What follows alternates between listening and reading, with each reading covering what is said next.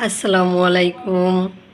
আজ শুক্রবার, সবাইকে জুম্মা মোবারক। সবাই কেমন আছেন? আলহামদুলিল্লাহ, আলহামদুলিল্লাহ, আলহামদুলিল্লাহ। আমি অনেক আপনাদের দোয়ায়, আল্লাহর রহমতে আমি অনেক ভালো আছি।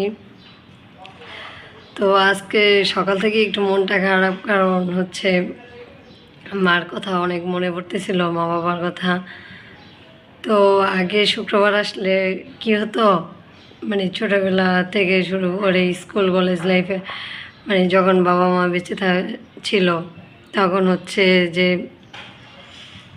কি বলে, শুক্রবারটা আসলে একটু খুশি খুশি লাগতো, মানে কি বলে, মানে ঈদ ঈদ মনে হইতো। কারণ মা বেঁচে ছিল তখন হচ্ছে রান্নাবান্না করতো, গোসল করি, নতুন জামা পরতাম, নামাজ পড়তাম।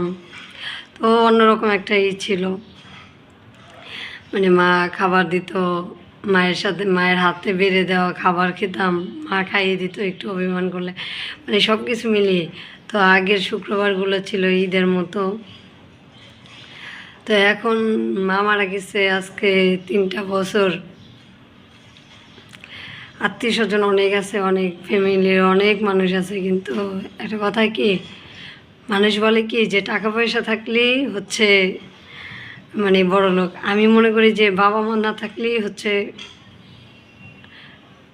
মানুষ হচ্ছে মানে গরিব হয়ে যায়। কারণ আজকে আমার বাবা মা নাই, ফ্যামিলি আত্মীয় স্বজন অনেক মানুষ আছে, কিন্তু এই 3টে বছরে কেউ একদিন ফোন করে, সপ্তাহ যায়, মাস যায়, বছর যায়, কেউ একদিন জিজ্ঞেস করে না কেমন আছো, কি বাসায় বেড়াইতে আসো বা কিছু। তো সেটাই খুব কষ্ট লাগে মাঝে মাঝে। নিজের একটা মেয়ে হয়েছে, স্বামীকে নিয়ে আলহামদুলিল্লাহ আপনাদের দোয়ায় অনেক ভালো আছি,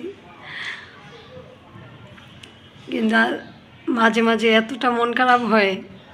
মা বাবা যখন মারা গেছে তখন অনেক আত্মীয় স্বজন বলছে, তখন শুনতাম যে আমরা আছি না, মানে যে কোনো বিপদে যাই হোক আমাদের সাথে শেয়ার করবো, আমাদের কাছে আসবো।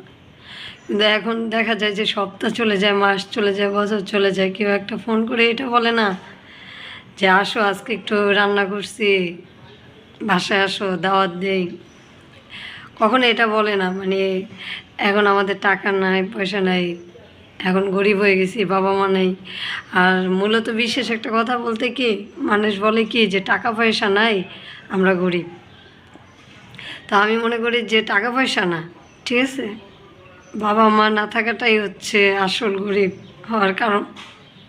যার দুনিয়াতে যার বাবা মা নাই, সে গরিব।